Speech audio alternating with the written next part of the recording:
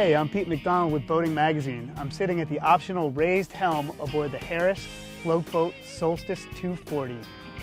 I just had a really fun ride. Let me tell you a little bit about it. Our boat was powered with a 115 horsepower Mercury outboard with a 13 3/4 by 13-inch aluminum prop, working through a 2.33 to 1 gear ratio. Our test load was 350 pounds with 16 gallons of fuel. Top speed was 22.2 miles per hour at 5,800 RPM. Cruise speed was 17.6 miles per hour at 4,500 RPM, burning 3.2 miles per gallon. The dash and the wheel look really stylish thanks to this new burled wood.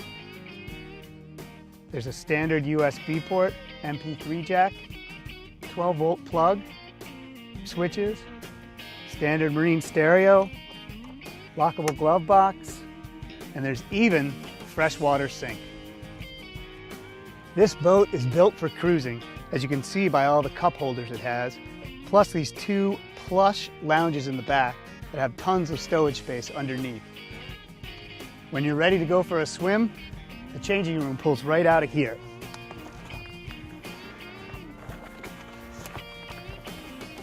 There's also a swim platform in the back with a vinyl floor to keep things clean and neat, and the ladder has plastic steps so you won't stub your toe climbing in and out of the water. Moving forward, you also have this great lounge opposite the helm. The sofas in the front are huge, and like all the furniture on the boat, are covered with accented UV-resistant vinyl. There's a ton of storage underneath in roto-molded tubs, and this makes for a really good place to just kick back. Safety on board is never a concern thanks to features like this patented full-length gate stop that can withstand 400 pounds of force. If you're looking for a pontoon boat that's great for cruising, lounging, and can hold a ton of folks, this is your boat.